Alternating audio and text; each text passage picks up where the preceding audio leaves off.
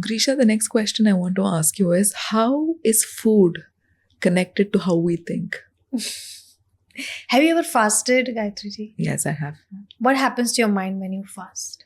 I've been more productive actually. What else happens?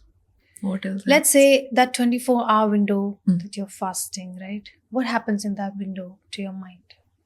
Towards the end or somewhere in between, I actually crave food and I'm longing for food. But then there are few hours in between where I have no distractions and I'm actually being very focused. Correct, right? You just gave answer to your own question. That's what food does to you, right? Okay. So not just the food, but when and how you eat goes along with it. Okay. So what food essentially does to us is, understand, I spoke about the 5 vayus that are there, right? Now these vayus also impact your thoughts. Mm. We spoke about it. Mm. These vayus on a physical realm is conducting all the functions of the body. On the subtle realms, these work on your thoughts, your mental impressions, your samskaras, or your emotions, right? On the gross level, on the sthul sharir level, we say, they're also conducting all the functions of your body, hormonal, and the other voluntary and involuntary functions in the body, for example, digestion, for example, excretion, assimilation and distribution of the nutrients, breathing, blinking of the eye, speaking, sneezing, breath intaking, breath outgoing, right? All of these gross functions of the body are also conducted by the vayus according to the yoga. Okay, according to the theory of yoga and understanding of yogic science. Okay, now when you pick the foods which are heavy, which take a lot of time to digest, which also are dull, cooked with a lot of stimulants and spices, cooked with a lot of fats and oils, which are heavy on your digestive system.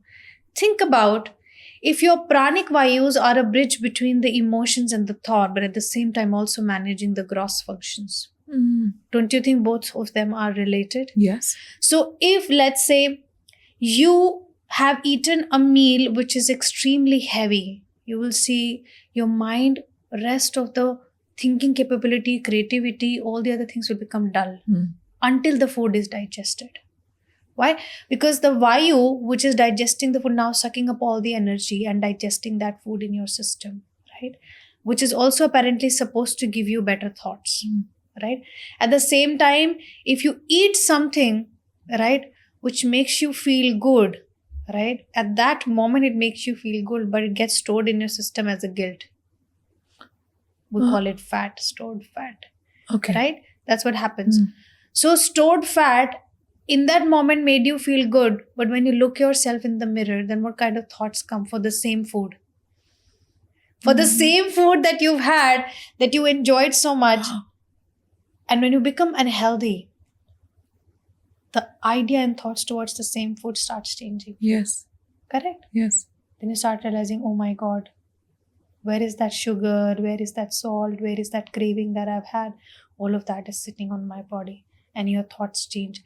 So you may think that the food that you're eating is instantly impacting your thought. It is impacting your thoughts by manipulating the vayus, by over consuming them in the first place. The vayus which are supposed to provide you productivity, provide you creativity, intuitiveness, help you evolve. The same vayus are also now more invested in the gross functions, right? And therefore they impact your thoughts. So the food that are heavy makes you feel dull. When you feel dull, obviously you can't think creatively, you can't be productive, you can't be focused. At the same time, you fast one day, you don't give any food. Now your pranic vayus are working in the subtle realm because you gave them a break from the gross world a little bit, right? So now especially digestion takes the maximum amount of energy. I'm letting you know this. Digestion takes the maximum amount of energy in your body, right? So the moment you take a break from the food, you feel more peaceful, more productive, more focused, because now the subtle functions of the vayus become more enhanced. Okay. That's what happens. That's why they say, if you're in the path of sadhana, or for that matter, if you really want to live long and have a happy life, eat meals which provide balance between the subtle and the gross function of the vayus, right? So enjoying a heavy meal once in a while, okay, good, no problem, right? It will never give you guilt, never. But enjoying the same meal every day, at some point in time when the realization come, when you look yourself, your health, your situation, you look yourself in the mirror, is going to give you guilt. The same very food is going to change your thought patterns. Why do we have cravings then? We don't have, the other day I conducted a small session on food and mind, and exactly, you don't have craving for food. You actually have craving for three things: salt, fat, and sugar. I'll tell you why. Genetically, as humans were evolving, right? We didn't have surplus of foods like now that we have. There was no vegetation, nothing. We could only depend on the nature and whatever we could find or hunt in that time, right? So first thing first, fat gave us some sort of mental security because it gets stored and is used for a long-term energy requirement. So any fat source that we got at that point in time, that's why we overeat. There's a natural tendency of overeating today. And that's not entirely your fault. Now, don't think that it's not your fault, because your mind's conditioning needs to be reworked, which you are not doing. That's your fault. Genetically, you are carrying an information and memory of storing the food because it was required for the survival. So you store as much as you eat, you store in your system.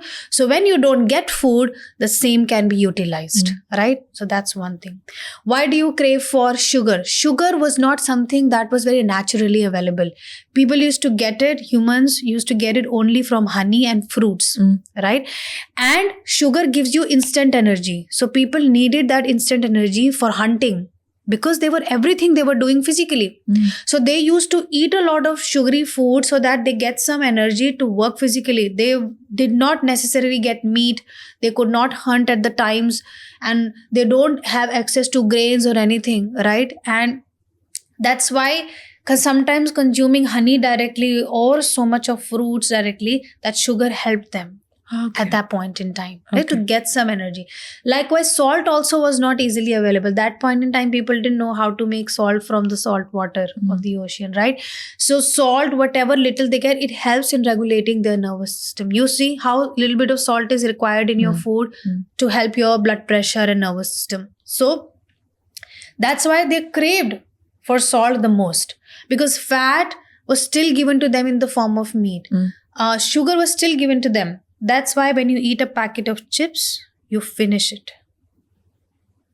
And that's what advertising does. It plays with your mind. So every chips ad you see, there is more emphasis on the sound. Yeah. Sound. Crunch, crunch, crunch. Because this crunch sound brings the feeling of that craving in you. Okay. And when you eat, so A, satisfaction of the sound, B, the salt put in it. Okay. Triggers that genetic information and memory you are carrying. And therefore, it's hard for you to. That's why when you go out, you eat salty foods. Snacks have a lot of salt in it, right? So that's what happens to your system. So you're carrying this genetic information. The problem now is, why do you crave, Gayatri ji? Now, you are not fighting for survival. You have food, you have shelter, you have everything. I said, remember in the beginning, your mind does not know the difference between the real situation and an imaginary situation. You create stress in your body over little things. Now, what mind does is puts you in a survival mode. What you want when you are in survival mode to feel secure and safe? Salt, sugar, fat. Do you crave for sprouts? No. I don't. So that's the conditioning of the mind. It's a genetic human history. The problem now is our mind frequently still shifts to the survival mode. Okay. And when you start doing yoga, meditation, and mindfulness, the mind does not get into the survival mode very easily. Therefore, very naturally, the cravings will come down. And anyone who's listening to me here and has done this sadhana, has done yoga, will vouch for this. Automatically, effortlessly, cravings come down. Why? The stress that is being built up, which was earlier channelized towards the food, because food gives you this instant feeling of safety. they have another gates of yoga and meditation and these mindfulness practices where the same amount of stress is being released from those gates as opposed to foods. Okay. So there are gates. There's always an option B and C for them now, Okay. which yoga and meditation and mindfulness opens. Even the physical exercises, it opens up another channels and gates for the same amount of stress to be released. So then body does not or mind does not really very quickly shifts to the survival. Survival mode. Okay.